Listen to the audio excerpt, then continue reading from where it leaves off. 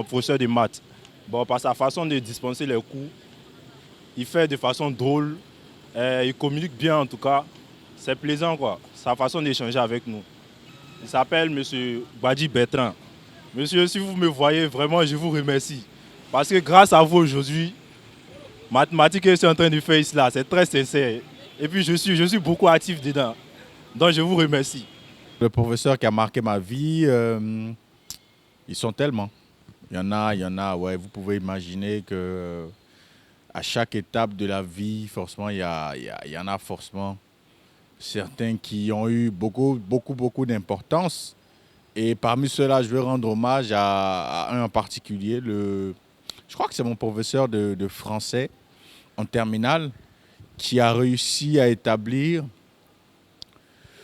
une relation bien au-delà d'une simple relation académique d'un professeur à un élève qui a réussi à développer quelque chose de particulier. Je pense que cette relation m'a emmené à me surpasser. Et quand j'entamais, donc quand je commençais à avoir la conscience d'être un poète, c'est avec lui que je partageais mes premiers mots et puis quelqu'un qui m'a beaucoup encouragé et qui m'a dit une chose qui m'a marqué, qui m'a conduit, qui me conduit encore aujourd'hui, c'est il y a eu des poètes avant toi.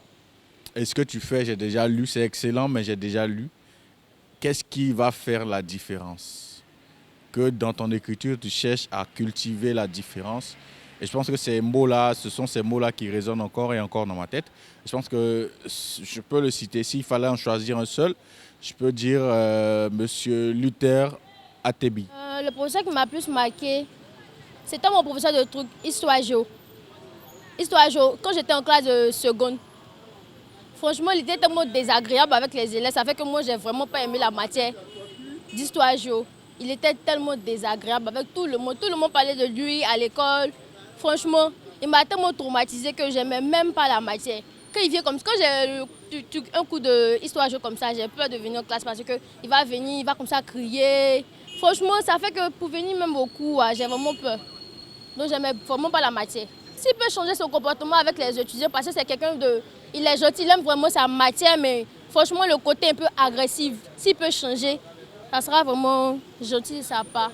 Pour pouvoir aider les autres élèves qui vont peut-être garder une bonne image de lui. Les professeurs qui ont marqué ma vie, il y en a deux.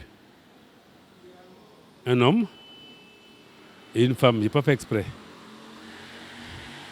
Mais je vais commencer par l'homme parce que c'est plus simple. Ma vocation théâtrale est née au collège. Et on étudiait une œuvre classique qu'on appelle le Cid.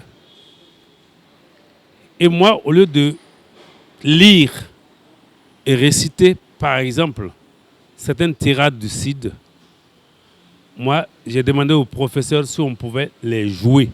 C'est M. Pilet. M. Pilet, à la limite, il ne se rend même pas compte qu'il a fait quelque chose.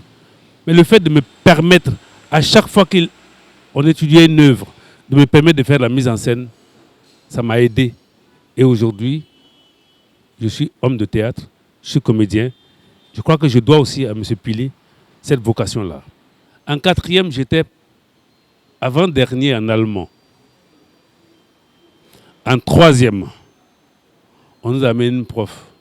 Je suis devenu premier en allemand à cause d'elle. Premier en allemand parce qu'elle nous distribuait des calendriers Scala. J'étais le premier à avoir les calendriers et c'est moi qui distribuais aux autres. Et quand Frère Dubois vient en classe, j'étais devenu un assistant du professeur parce que cette dame me plaisait. Parce que sa façon de travailler me plaisait. Sa pédagogie me convenait.